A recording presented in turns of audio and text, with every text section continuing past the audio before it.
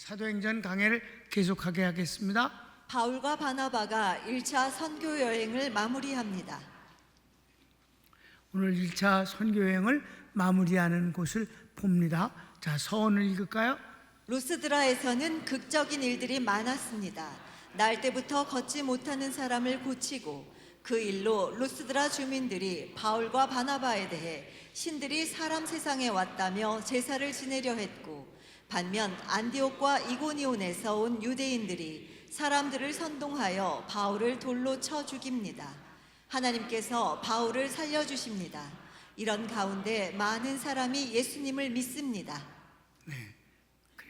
이런 면이 있으면 전혀 반대면이 또 있고, 그런 것이 바로 우리 예수 믿는 사람이 세상에서 받는 양면성이라고 여러분이 보시면 됩니다. 그러니까 언제나 좋은 것만 있는 것은 아니고 언제나 슬프고 고통스러운 것만 있는 것도 아니다. 1번, 살아난 바울이 다음날 바나바와 함께 더베로 갑니다. 이 루스드라에서 돌에 맞아 죽은 것을 내쳤잖아요. 시체가 됐으니까 내버린 거예요. 하나님 살려주셨는데 일어나서 마치 아무렇지도 않은 것처럼 다시 루스드라로 들어갔어요. 맞아 죽은 대로 들어갔다고. 1번, 살아난 바울이 루스드라에 들어갔다가 다음날 더베로 가서 복음을 전합니다. 네, 그랬어요. 많은 사람을 제자로 삼습니다. 그냥 막 이렇게 복음을 전하고 많은 사람을 예수님 믿게 해서 제자 삼았어요. 성경을 읽읍시다. 제자들이 둘러섰을 때 바울이 일어나 성에 들어갔다가 이튿날 바나바와 함께 더베로 가서 복음을 그 성에서 전하여 많은 사람을 제자로 삼고. 자, 그 돌로 맞아 죽는 일이 얼마나 큰 일인데 마치 그냥 아무것도 아닌 것처럼 그냥 그렇게 지나가 버리고 만다 하는 거예요. 그게 이제 바울의 정체성에 대해서 지난주에 자세히 했습니다. 신이 되었다가 돌에 맞아 죽었다. 극과 극의 상황인데 바울은 그냥 여전히 그냥 복음을 전하는 선교사이고 성도들에겐 사도이며 하나님 앞에서는 종이었다. 그걸로 끝이다. 세상적인 면에서 영광과 비참함이 아니다. 그냥 주의 종이다. 이건 정말 주의 종의 모든 사람이 본받을 모습입니다. 아무것도 아니다. 제사 지내는 것도 아무것도 아니고 돌로 맞아 죽는 것도 아무것도 아니다. 내가 중요한 건 주의 종이다. 복음을 전하는 사도이다. 너무 근사해. 가로치기 2번. 더베에서 되돌이켜 루스드라와 이고니온을 거쳐 안디옥까지 가며 교회들을 살핍니다. 21절 하반절 읽습니다. 루스드라와 이고니온과 안디옥으로 돌아가서. 자, 여기서 여러분에게 내가 친절하게도 지도를 하나 보여드릴까요? 지도 나와. 자, 여기 보면은, 자, 저 맨 밑에 있는 곳이요, 그 예루살렘 바로 위에 있는 안디옥이라는 곳인데, 거기서 바울과 바나바가 이방인으로서 최초의 교회를 세우고 목회를 하다가 거기서 안수를 받고 성령에 의해서 성령의 명령을 통해서 안수를 받고 선교사가 돼서 이제 가는데, 처음에는 구브로 섬을 거쳐서, 저기 조그만 섬인데 구브로 섬은 안 나왔어요. 그 구브로 섬을 거쳐서 저기 밤빌리아, 그래서 갖고 올라가서 쭉 올라간다. 비시디아 안디옥이라고 저 꼭대기, 그렇죠? 비시디아 밤빌리아, 그건 이제 낭주에 내려올 때, 여러분, 그 밤빌리아나 비시디아는 주의 이름이에요. 경기도, 강원도 이런 말이고, 그 주 안에 안디옥이 있고 버가가 있고, 아멘? 그런 거예요. 그래서 그 글자가 큰 거는 그런 거예요. 그래서 안디옥을 거쳐서 그 다음에 이고니온에서 복음을 전하고 루스드라 밑에 왔다가 거기서 돌에 맞아 죽었다가 거기서 더베로 갔어요.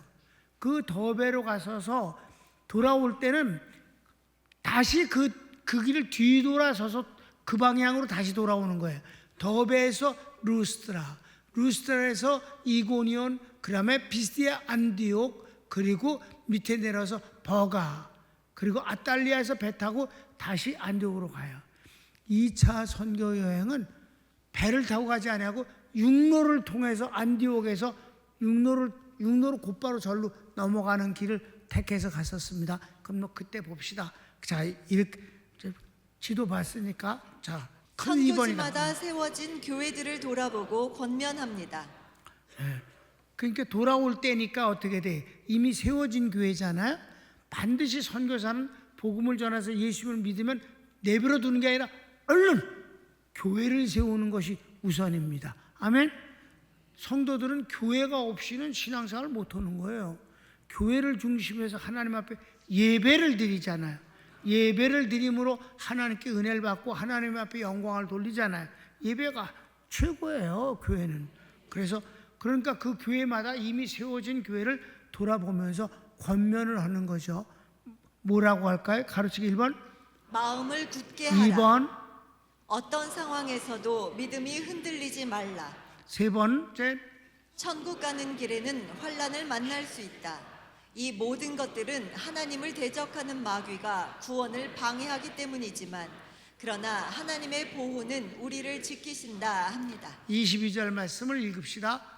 제자들의 마음을 굳게 하여 이 믿음에 거하라 권하고 또 우리가 하나님 나라에 들어가려면 많은 환난을 겪어야 할 것이라 하고 네.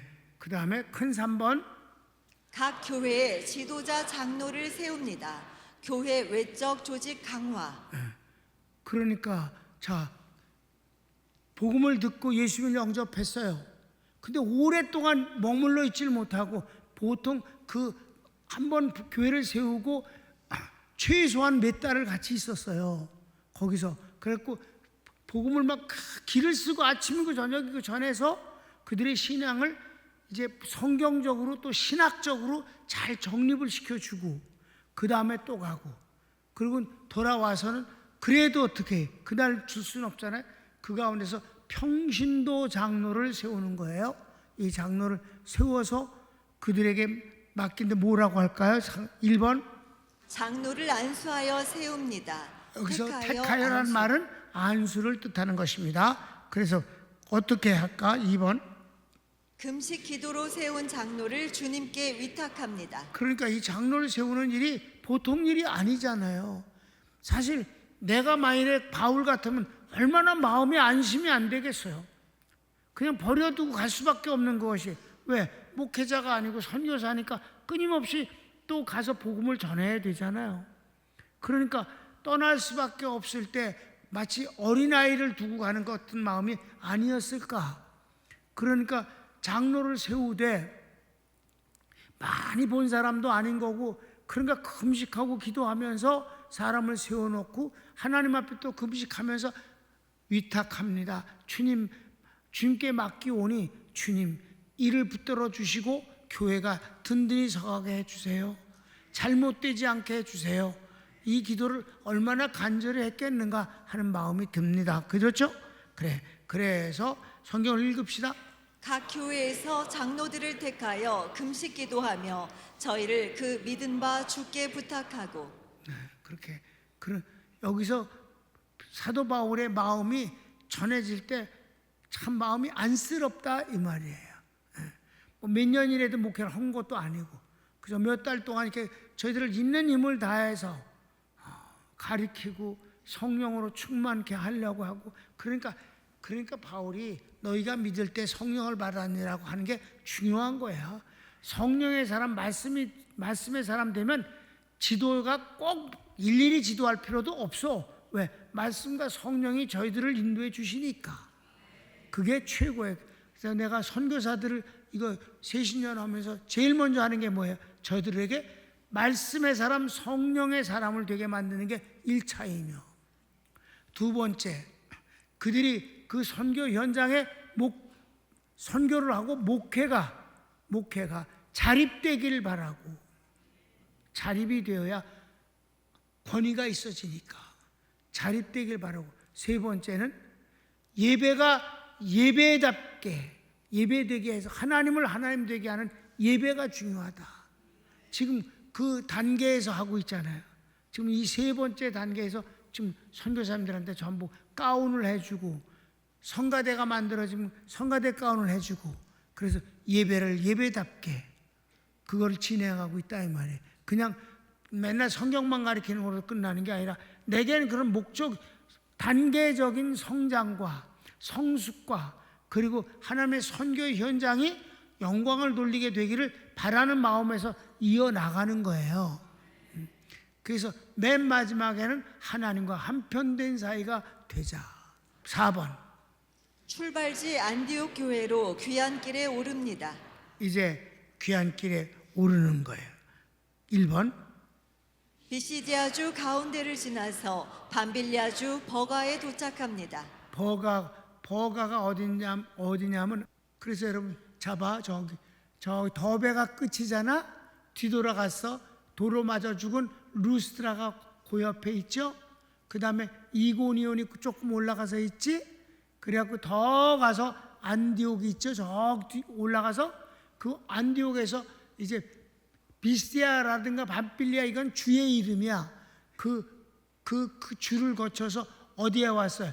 버가에 왔어요.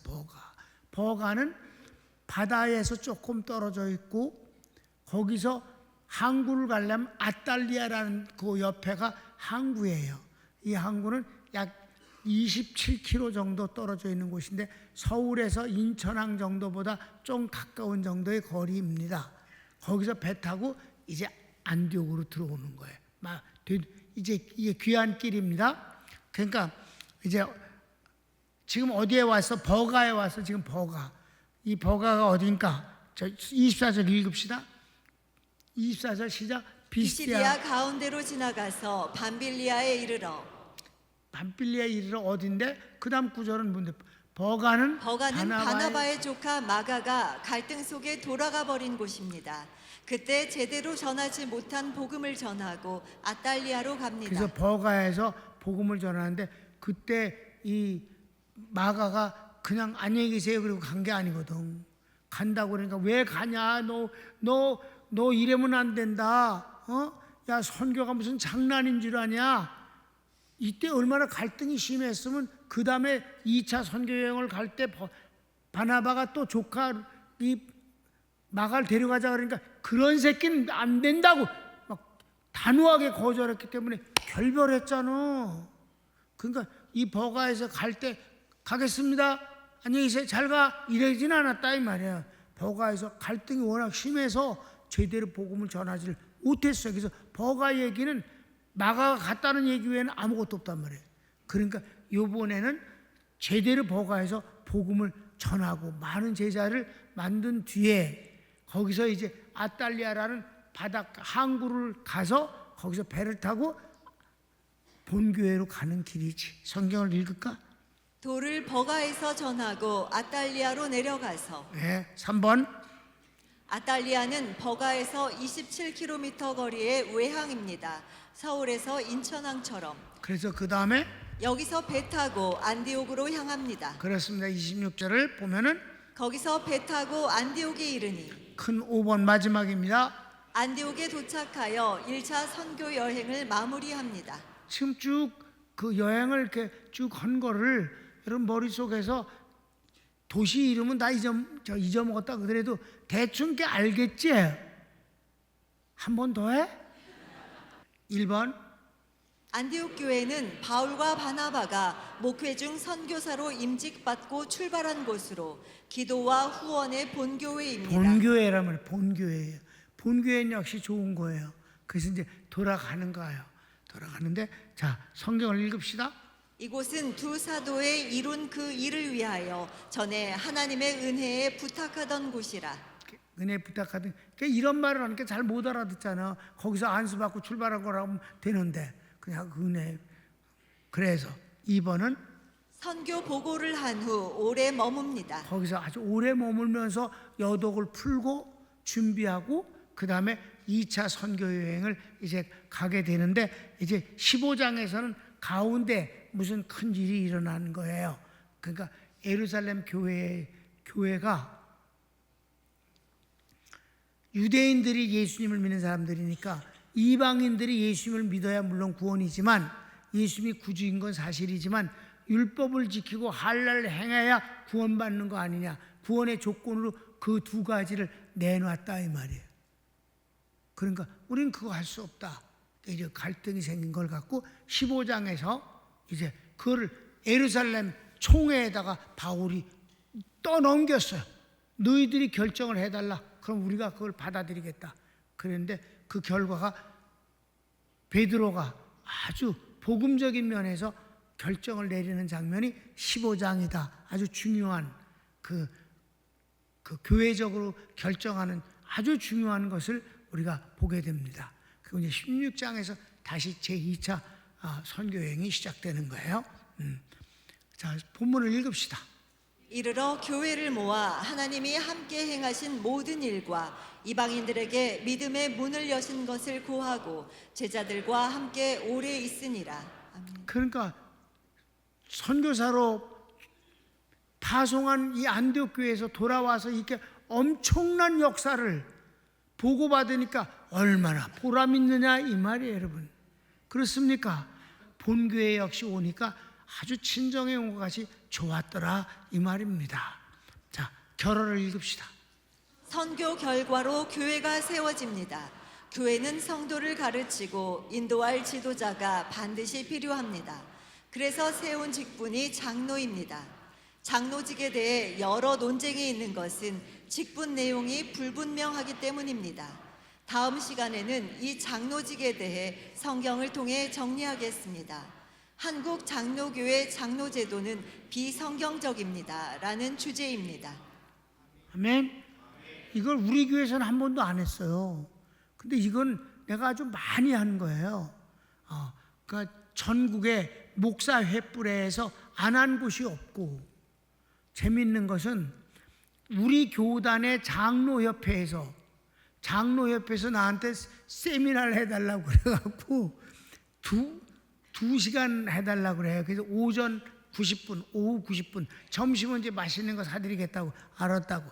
그래서 오전에는 성령에 대해서 난 두 타임 이상이면 하나님 반드시 성령에 대해서 하겠다고 성령님께 약속 드렸잖아, 그지? 그러니까 앞부분엔 성령론 가운데서 1시간을, 오후에는 바로 이거 한국 장로교회 장로제도는 비성경적인 그거 했어. 그거 했는데도 아무도 나한테 뭐라고 항의하는 사람이 없더라고. 또 어디서 또 했나? 캄보디아에 가면 그 한국인들이 세운 그 신학교가 있는데 대학과 대학원 과정까지 캄보디아 정부에서 학사 석사를 주는 학교입니다. 정식 학교에 문교부에 소속된. 거기서 이제 그 특강을 한번 했더니 그 캄보디아에 있는 거기는 캄보디아는 뭐를 만들었냐면 동노회라고 그래서 교단이 아무리 장로교가 이런 교단 저런 교단 장로교단이 막 20개 더 많잖아, 교단이. 그런데 거기만큼은 무조건 노회가 하나다.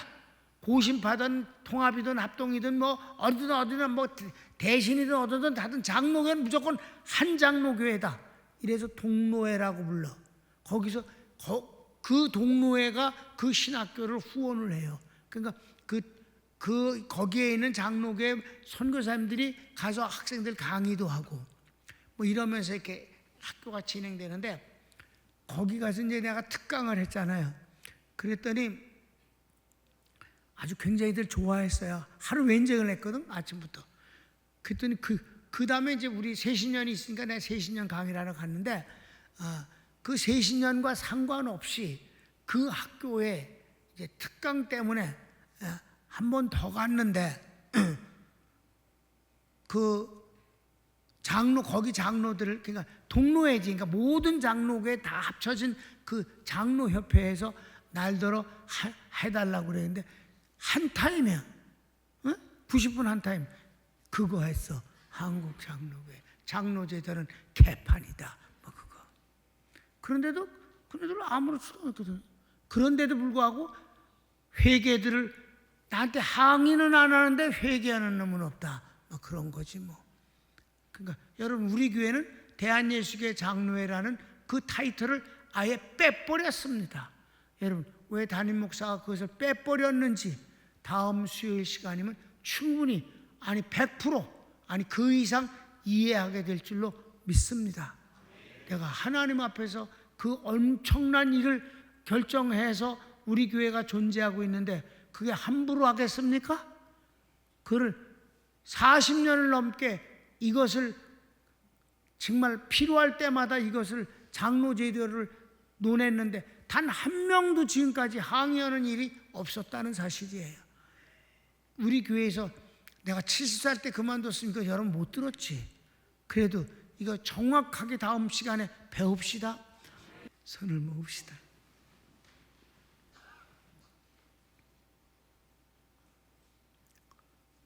사랑하는 여러분, 우리는 정치인이 아닙니다. 뭐 관여하지 않습니다. 그러나 정치를 외면해서도 안 됩니다. 왜? 모든 성도와 국민들이 정치라는 것에서 밀접한 관계 속에서 살기 때문입니다. 희망도 거기에서 나오고 절망도 거기에서 나옵니다. 부욕해 되는 것도 거기서 나오고 거지가 되는 것도 거기서 나오기 때문에 우리는 기도하지 않을 수 없습니다. 교회 제도가 잘못되면 교회 전체가 망그러지고 하나님조차 손을 쓰실 수가 없을 정도로 더러워지면 그는 정말 절망입니다. 우리 대한민국 교회가 더 좋아지기를 바랍니다. 다 같이 주여 한번 부르기도 합시다. 주여.